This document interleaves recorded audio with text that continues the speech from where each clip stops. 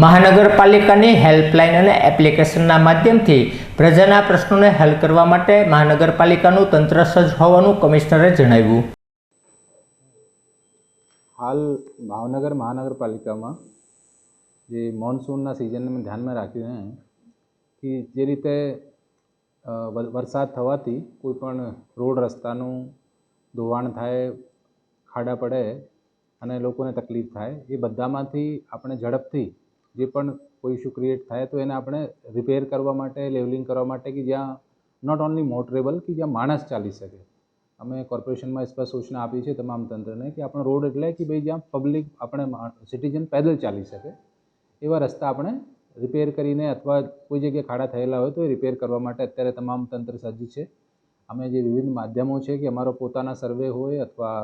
Media તરફથી આવેલા સૂચન હોય અથવા નાગરિકોની કમ્પ્લેન્ટ હોય, તમામ ઉપર ધ્યાને લઈને કે મેક્સિમમ 24 કલાકમાં જે પણ ખાડા હોય નાના એ બધાનું રિપેરિંગ થાય એ બધાની તૈયારી અમે રાખી છે.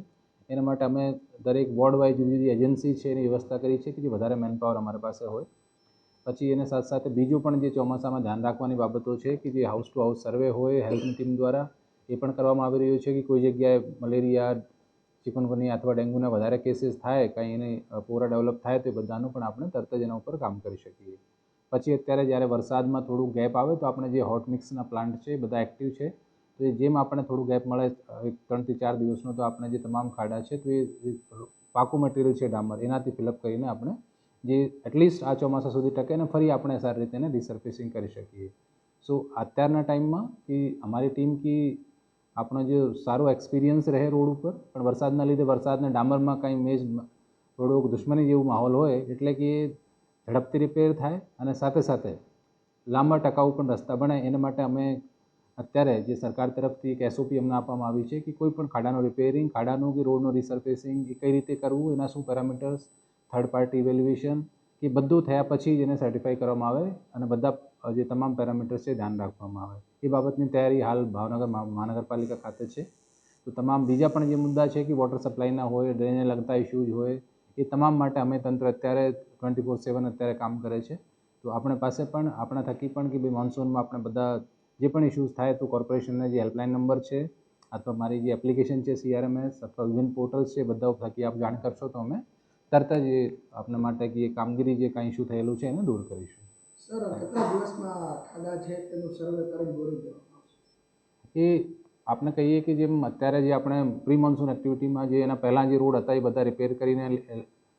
ચાલવા જેવા બધું મોટરેબલ કરેલા હતા, એમ છતાં મોન્સૂન પછી જે કોઈ વરસાદ થાય ને જે પણ જગ્યાએ ઇસ્યુ થાય તો એ આપણે ડેલી ચાલતી પ્રક્રિયા છે કે આપણને માની લો આજે ધ્યાનમાં આવ્યા તો નેક્સ્ટ 24 અવર્સમાં એ લેવલિંગ થાય ને ચાલવા જેવું થાય એ આપણી અત્યારે આ રીતની તૈયારી છે. હાલ જે ટેમ્પરરી રિપેરિંગ છે એ પરાજુ અથવા પેવર બ્લોક્સ અથવા આ રીતે કરવામાં આવે છે કે જે આપણે ચાલુ વરસાદમાં આપણે હોટ મિક્સ નથી કરી શકતા, એટલને લીધે કે ટેમ્પરરીલી કે ભાઈ એ આપણે જે વરસાદનો ટાઈમ છે 5 દિવસ 7 દિવસ એમાં રૂકી શકે, પછી જ્યારે આપણને ગેપ મળે ત્યારે આપણે તરત જ એને ડામરથી જે હોટ મિક્સનો સિસ્ટમ છે એનાથી આપણે રિપેર કરી શકીએ. સર, અગાઉ પણ જે પરાજુ છે તે નિષ્ફળ નીવડ્યું છે, 70 લાખનો પરાજુ લઈ ગયું, પરંતુ એક જ ભારે વરસાદમાં આ પરાજુ છે તે ખરાબ થઈ ગયું. તો ફરી એક વખત પરાજવાની નાખીને પૈસાનો બરબાદ કરવામાં આવશે કે પછી એક કોલ્ડ મિક્સનું રોડ બનાવવાની જે રિપેર કરવાની વાત હતી તેના સક્સેસ ગયા હતા તો કોલ્ડ મિક્સ રિપેર કરશે?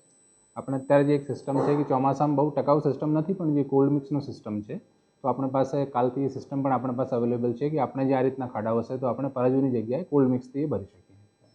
આપણે સર કેટલી ગ્રાન્ટ પાસ કરવામાં આવી છે આવી રીતના રોડ ખાડા કોલ્ડ મિક્સ અથવા પરાજુ? નહીં, આ રીતનું કોઈ જુદો હેડ નથી હોતું, પણ આપણને જે સરકાર તરફથી ગ્રાન્ટ મળે છે તેમાં મેન્ટેનન્સ માટે જુદા સેક્શન્સ હોય છે દરેક સ્કીમમાં, તો એનું કંઈ જુદું અકાઉન્ટ નથી હોતું કે મેન્ટેનન્સ માટે.